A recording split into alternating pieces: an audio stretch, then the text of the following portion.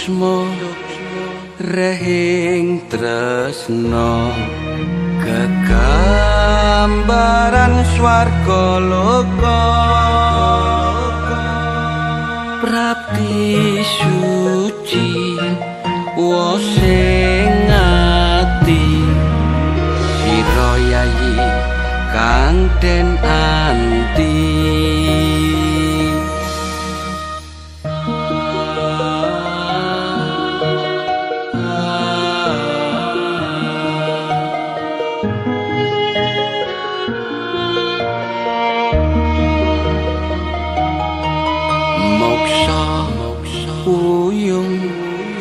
datan lewung sorot sira kang pinunjul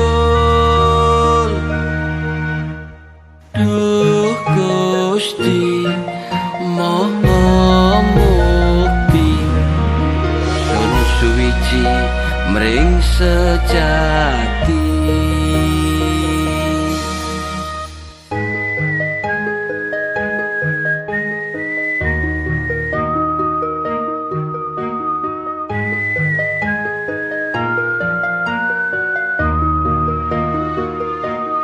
sekaring sonya ngumbak raka endahing sira kang sun rasa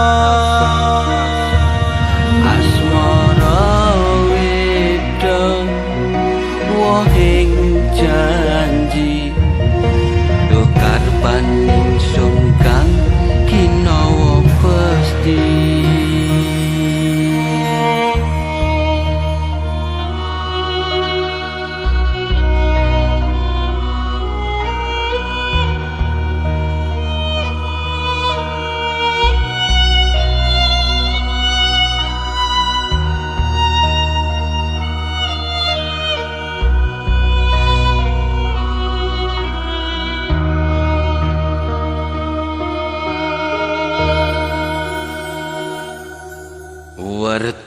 warti suksma rehing tresna kegambaran swarga loka prapti suci sing ati sira yayi kang den anti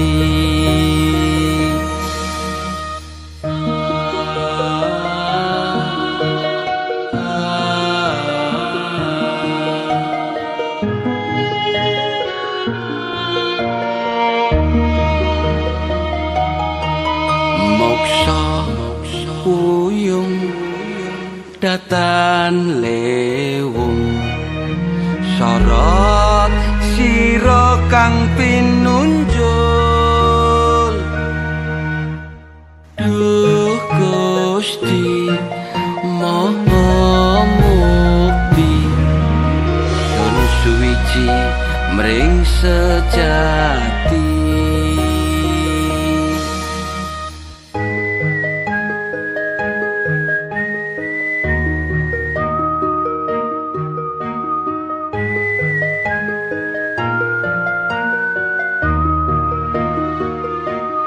sekaring sonya ngumbak raka endahing sira kang sun rasa asmara wedang wohing janji duh karpaning sun kang kinawa Kami rasa hanya dong pangayaman Gusti Sallallahu Alaihi Sambung para bapak ibu saudara mugi wonten keparipun kula matur kanthi panjenengan asesati pamyakin wirana kinarya sasana harapayu hayuning sasana. Assalamualaikum warahmatullahi wabarakatuh. A'udzu billahi minasyaitonir rajim. Bismillahirrahmanirrahim. Bismillahirrahmanirrahim. Alhamdulillahirabbil alamin. Wa bihi nasta'inu biwadin. Assalatu wassalamu asrofil mursalin Sayyidina wa maulana wa habibina sallallahu alaihi wasallam wa ala alihi wa sahbihi ajma'in. La haula wa la quwwata illa billah. Amma ba'du. Nun kawulun sadurung para sepuh para puden sembaring wayah inang kang beten. Para alim, para ulama, para ustazah. Penyanipun Bapak Eko Sito ingkang tansah datang berkah ngerti so ingkang lawat bumi. Lan mugi wonten langsanipun pambantan ing praja minangka pangawon dasih. Penyanipun Bapak Lurah, Bapak Haji Rahmatullah Dalah Ibu. Ingkang sagung kinabekten so ingkang tansah kawula tindakaken menapa dawuh kasananipun. Lan ugi wonten langsanipun Bapak dan Ramil utawi Bapak Kapolsek ingkang tansah hormati. Lan wonten panjenenganipun sedaya warga masyarakat Jowoan kakung Sunawan Putri ingkang tansah kawula tresnani. Lan sedaya jamaah ingkang kawuh wonten sendang piwani ingkang tansah dipunrahmati Allah Subhanahu wa taala. Keparang kawula cumantaka beratur wonten saha panjenengan sedaya. Ateges ambalang kapsila lan subasita. Engeti wedal ing dalika kula nampa talaturipun saking warga masyarakat Jowoan. Ingkang sepisan ngaturaken sugeng rawuh Basuki dumateng panjenengan sedaya. Ingkang salajengipun panjenengan sedaya rawuh wonten sendang piwaan wonten asanes ingkang prasepuh kasuwun dipadongan punijen ingkang pranen kasuwun jeromanipun saha kasuwun pasesenipun. Dene titiwanci enjang menika masyarakat Jowoan tepi adat adi adono menika wilujeng tidusun utawi ngerti bumi ngawuraken sekolah suci Ulan Sari saha lan sak bulanipun.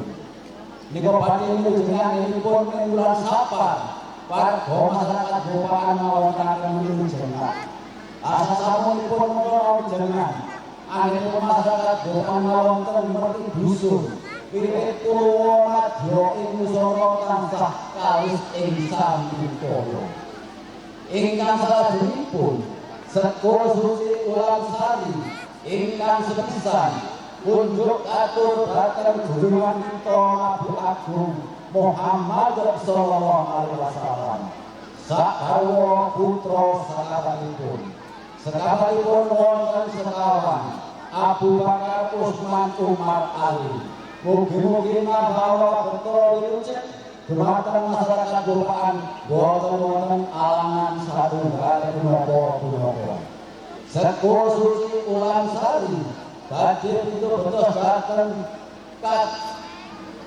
kaki sepuh mini sepuh ingkang bawasa dusun bukaan simbah Kebupak Rokorani simbah Ageng Rokorani. Sumrahipun dumateng prawuhipun warga masyarakat Jowoan ingkang saking Jaler, ingkang saking Sutri, ingkang tebih, ingkang saged, ingkang ngurmatan lan boten ngurmatan sedaya ingkang menapa dipun ngurmati sedaya. Ansung peti dhateng kaki bumi Bapa Arasa Ibu Pertiwi. Bumi ingkang dipun panggeni sedaya masyarakat Jowoan wonten kegiatan perapatan. Mugi Allah paring pangapunten panjenengan sedaya ingkang rawuh kasuwun ing paringanipun wilujeng. Ansung peti dhateng Kyai Muruang ingkang sumari wonten ing Sumber badhe kasuwun ing manipun wilujeng boten wonten alangan satunggal punapa-punapa. Angsur putih datang Nabi Ibrahim Nabi Ilyas ingkang ruksa toyo ingkang dipunbenakaken sedaya masyarakat Gopaan ingkang damel suci ingkang damel siram ingkang dipununjuk 1008 sedaya masyarakat Gopaan Allah paring pangapunten panjenengan sedaya ingkang rawuh kasur idi pandonganipun wilujeng ingkang salajengipun warga masyarakat Gopaan ngawontenaken wilujengan ingkang wujud senang ingkang ajang ingkang pedak saking bapa abrit saking ibu ngaturi kebat sapanjang ingkang ngomong sedaya masyarakat Gopaan saenjang sasampunipun lumampah tansah sinatur ingganipun Allah wilujeng boten wonten alangan satunggal menapa ingkang salajengipun masyarakat Gopaan ngawontenaken bentuk jajan pasar milujengi dinten 7 pekanan gangsal wulan 12 Windu 8 pungkasanipun ingkang salajengipun ngaturaken kisah Jambi Suro Ayu kawujudaken dhateng Kanjeng Nabi Kanjeng Sunan Kalijaga ingkang wirsa daratan-daratan mugi-mugi nawawana berkah pandonga dumateng warga masyarakat Gopaan tansah wilujeng boten wonten alangan satunggal menapa-menapa ingkang salajengipun ngaturaken jadah sengkala ingkang dumawah mugi tansah lebur dhateng Allah Subhanahu wa taala tebih saking Budancana sengkala ingkang sampun dumawah mugi-mugi dadosaken kegiatanipun sedaya masyarakat Gopaan umumipun lan sasampunipun sedaya masyarakat Gopaan ngawontenaken wilujengan betos dhateng sedaya punden para leluhur mugi-mugi nikmat rahmat kaluburaken dhateng masyarakat Gopaan anggenipun sami bebayan damel para rezeki ingkang kathah ingkang barokah ingkang pamangat anggenipun samung amuntani ijo lulu loh jinawi anggenipun samung gagang tansah pikantuk badi ingkang kathah rezeki ingkang kathah mugi manfaat saged garoh wonten ing Mekah Madinah amin amin ya rabbal alamin lan salajengipun wangun sakjalanipun griya masyarakat anggenipun ngawontenaken wilujengan sedaya ketinangan Allah lan pamunten dumateng masyarakat Gopaan umumipun sagunging para rawuh para pindah ingkang tansah kinurmatan semanten nganakaken saking ijab kabul kawula mbok bilih wonten kirangipun Allah ingkang jageti pramila saking pribadi kawula tansah nyuwun agunging samudra pangarsani panjenengan sedaya kersa bedhahno jalaning kasabukna dhateng dasar kawula kawula kasih wabillahi taufik wal hidayah wassalamualaikum warahmatullahi wabarakatuh dene donga barokah kawula. Assalamualaikum warahmatullahi wabarakatuh.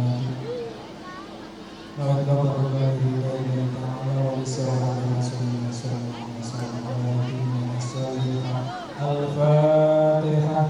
A'udzu billahi minasy syaithanir rajim. Bismillahirrahmanirrahim. Alhamdulillahi rabbil alamin arrahmanir rahim maliki yaumiddin. Iyyaka na'budu wa iyyaka nasta'in. Ihdinas siratal mustaqim. Siratal ladzina an'amta 'alaihim ghairil maghdubi 'alaihim waladdallin. Rabbi ighfirli wa liwalidayya amin. Allahumma shalli ala sayyidina Muhammad sayyidina al-awwalina wal akhirina wa rasulina ajma'in. Hamdan 'aliyan hamdan sabirin hamdan yu'afini hamdan wa yukafi mazida ya rabbana lakal hamdu kama yanbaghi li jalali wajhika wa 'azimi sultanik. Allahumma shalli salatan tu'tina biha min jami Muhammadin wa al-afat وتقضي لنا بها جميع الحاجات وتطهرنا بها من جميع السيئات وترفعنا بها عندك ما درجات وتبلغنا أقصى الغايات من جميع الخيرات في الحياة وآخرة الممات. اللهم صل على سيدنا محمد الفاتح لما أغلق وخاتم لما سبق والناصر الحق بالحق والهادي إلى صراطك المستقيم وعلى آله حق قدره ومقداره العظيم. اللهم اغفر لذنوبي ولوالدي ولجميع المؤمنين والمؤمنات والمسلمين والمسلمات الأحياء منهم والأموات. اللهم يا غني يا حميد يا مقتدر يا مغيث يا رحم يا ودود أغننا بحلالك الحرام وبفضلك النسوء وبفضلك الناصرة. اللهم نصر قبلتنا في الأمور كلها وأجرنا من حسن الدنيا وعذاب الآخرة. اللهم انزل علينا رزقا حلالا وحلالا متقبلا. اللهم مكنا بما والبركة. اللهم أرنا الحق حقا وارزقنا اتباعه وأرنا الباطل باطلا وارزقنا اجتنابه.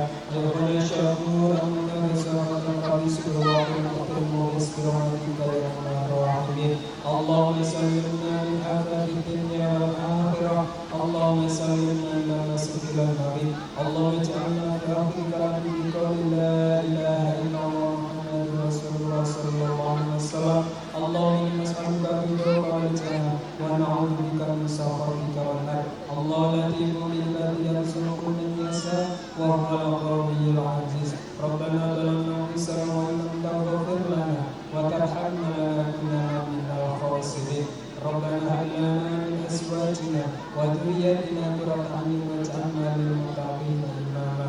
رب اجعلنا مقيم الصلاة ومن ذريتنا فتقبل دعاء.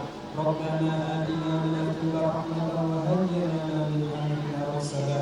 ربنا آتنا في الدنيا حسنة وفي الآخرة حسنة وقنا عذاب النار وقنا عذاب النار وقنا عذاب النار. سبحان ربك رب العزة عما يصفون وسلام على المرسلين والحمد لله رب العالمين. الفاتحة. أعوذ بالله من الشيطان الرجيم. بسم الله الرحمن الرحيم. الحمد لله رب العالمين الرحمن الرحيم مالك يوم الدين. إياك نعبد وإياك نستعين اهدنا الصراط المستقيم صراط الذين أنعمت عليهم غير المغضوب عليهم ولا الضالين. رب اغفر لي ولوالدي آمين. تقبل منا ومنكم يا كريم. السلام عليكم ورحمة الله وبركاته.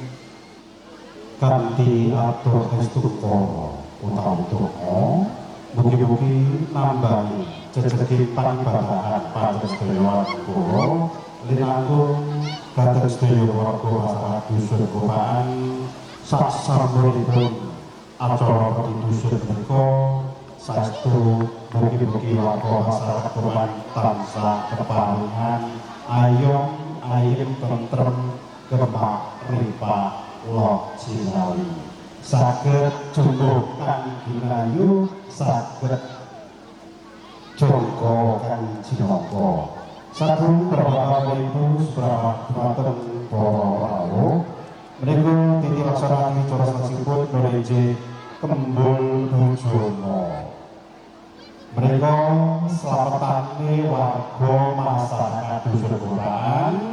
Monggo dipun harapi sesarengan dhateng sedaya para pamriksa sedaya para rawuh menika Kembul Bujono ingkang badhe pun aturaken dhateng para warga lan sedaya para pamriksa ingkang sampun kersa rawuh wonten ing sak kiwa dangunipun sendang piwaan.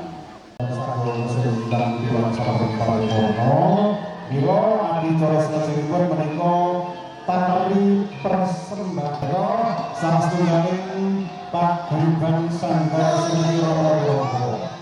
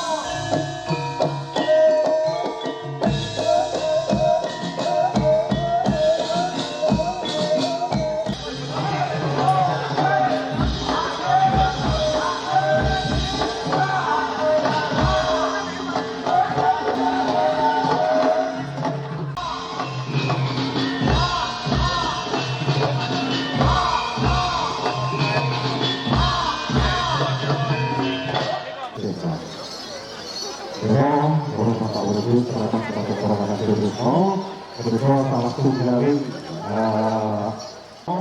sampun kawentar minangka pratondo pendhita Desa Budoyo bicara pertunjukan wonten ing Sendang Dewahan. Sinami kagapun pemain bicara kabeh bicara Sangkoro dengan bicara tersebut komunikasi Dumateng panjenengan para priagung Sareng Moto Para Sarjono Sudono Sujanan Budi ingkang sampun wenang kanampi wahyu kasutapan ingkang satuhu bagyo mulya. Ingkang kinurmatan panjenenganipun Bapak Bupati Kabupaten Magelang inggih panjenenganipun Bapak Trengseng Pamuji ingkang satuhu kinabekten.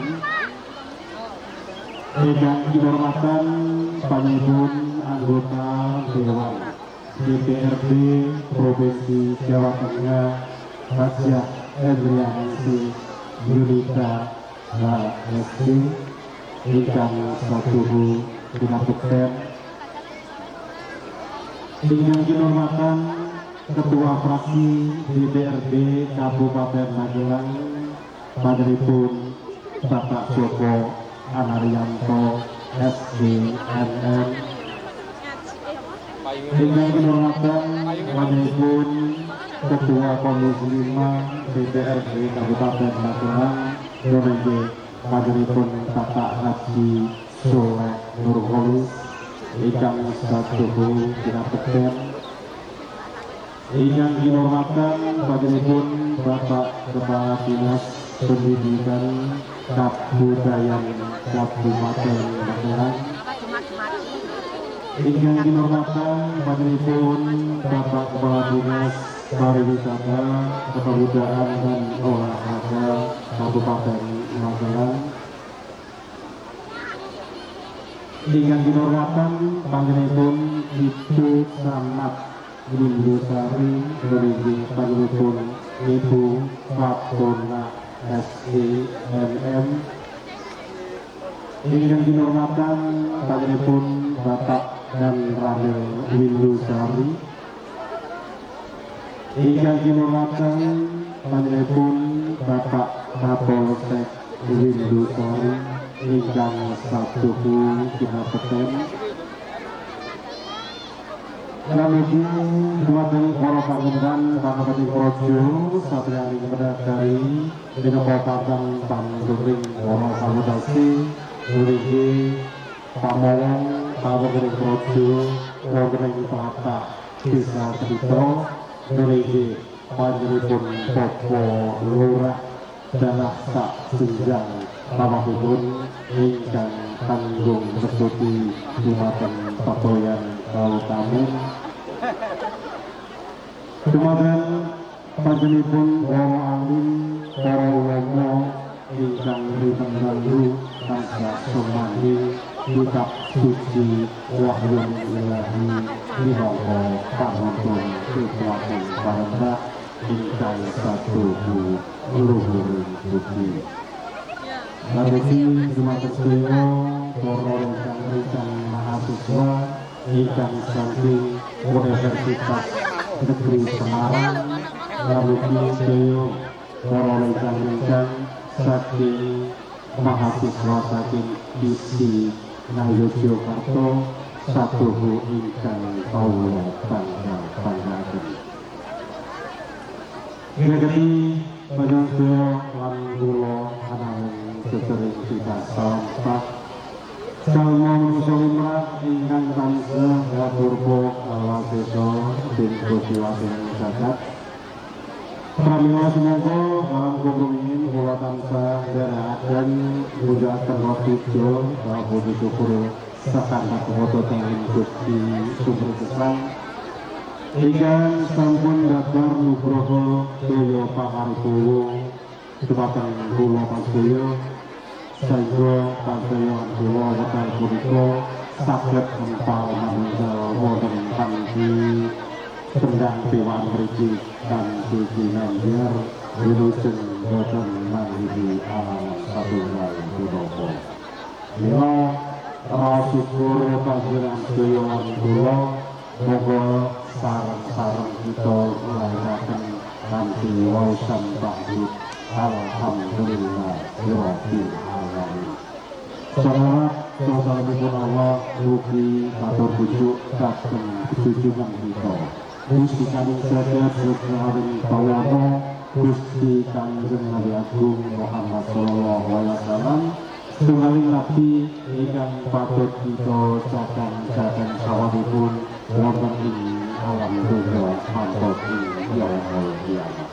Saking para bapak para ibu Tuhu lina ketua ing paduka milah tiro saking sawan sesendu pilih dua kakakso cuman bakal atur wonten harta panjaya sadama gampil kamar ikan wabarakatuh. A'udzubillahiminasyaitonirrajim. Bismillahirrahmanirrahim.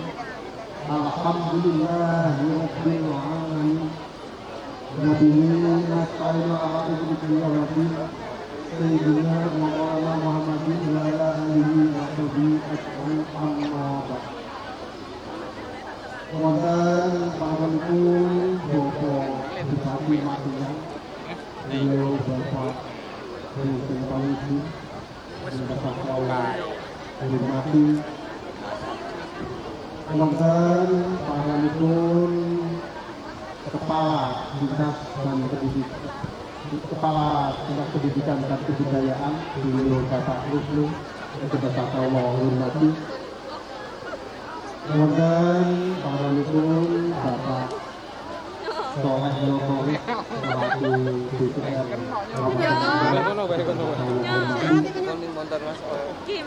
Kemudian pangapunten Direktur Ketepas beliau Bapak Wisnu Bapak Kaula hormati. Kemudian pangapunten Forkom Pisan Kecamatan Sari beliau Ibu Camat, Bapak Komandan Koramil, Bapak Kapolsek, Bapak Kaula hormati. Wonten pangapunten beliau rekan-rekan perangkat Bapak Kaula hormati. Wonten pangapunten para pinsepuh, Kasuan Linanggung Komokadis Rupaan Bapak Kaula hormati. Bapak Presiden wonten pangapunten beliau warga masyarakat Rupaan, Waktu Putri Nabi Karang Taruna di Rupaan, Bapak Kaula Bangga-banggaken Bapak Kaula Presiden. Alhamdulillahirabbil alamin. Walang panjenengan sedaya menika wajet kepanjenengan manunggal wonten papan pendampingan itu pramila langkung kanthi sareng nyediaken waktu disipun wonten ayunan dalem Allah Subhanahu wa taala ingkang sampun maringi pinten-pinten rahmatan kalimatan hidayah taufik sampun pramila kepikiran kita kuwataken sami-sami bangsa kami. Alhamdulillahirabbil alamin. Para bapak, ibu, saudara, kami mewakili saking beliau jajaran panitia saha warga masyarakat Rupaan matur wonten bapak beliau. Ini sudah mengumpul Rupaan. Mereka tansah melakukan kegiatan dengan dibikin utawi agenda tahunan mereka wonten acara perkawinan sembako. Insya Allah bagi pengelaksanaan kedua mereka mugi-mugi wonten kegiatan ingkang dilaksanakan sedaya paduka paring sana dan selamat lancar mudah-mudahan dipun paringi sukses.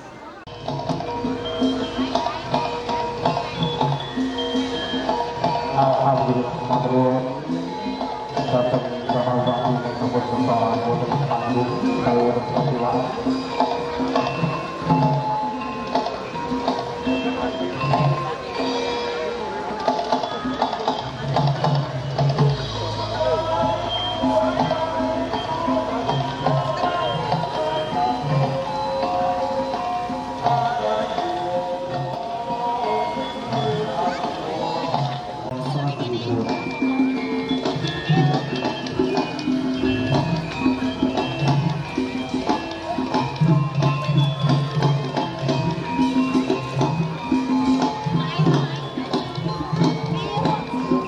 Sampun para bapak ibu semua para lalu sinambi hantu panggul para panggul ngaso melo acara tersebut dipunlaksanakan tarian prosesi tarian perkawinan para tembakau.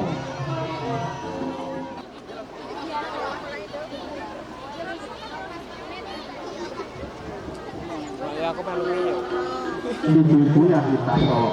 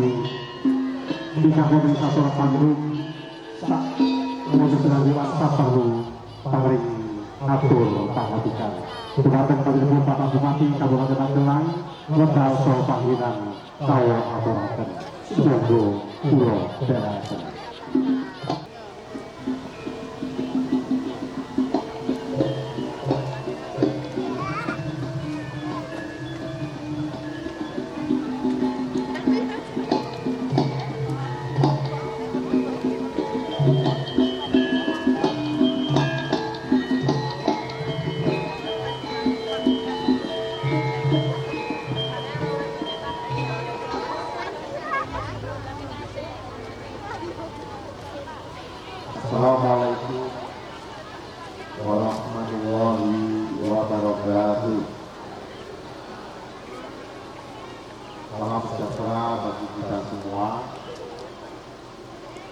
Yang saya hormati anggota DPRD Kabupaten Magelang, Kepala Dinas Pendidikan Kebudayaan Kabupaten Magelang, Direktur Setempat, Camat beserta seluruh jajaran Forkopimda, Kepala Desa Bonito, serta seluruh perangkat, hadirin, seluruh panitia, seniman, budayawan, dan seluruh warga hidup Pahang yang saya cintai dan saya banggakan. Syukur kehadirat Tuhan Yang Maha Kuasa, Allah Subhanahu wa Ta'ala, karena atas limpahan nikmat dan karunia-Nya hari ini kita bisa bersama dalam keadaan sehat walafiat untuk mengikuti uri-uri tradisi seperti bisul, gopaan, tradisi sabaran, sekaligus pernikahan sembako. Atas nama pemerintah Kabupaten Magelang, saya menyampaikan apresiasi dan rasa bangga kepada seluruh warga di Gopaan, Desa Bonito, telah melanjutkan tradisi nikah sembako yang bukan hanya sekedar tontonan, tapi adalah sebuah seremonial yang mengandung unsur spiritual sebagai wujud keharmonisan antara kita semua dengan alam semesta.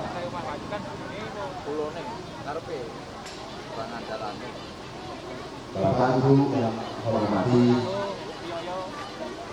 tradisi ini bukan hanya sekedar tradisi ritual, ini menguat ajaran.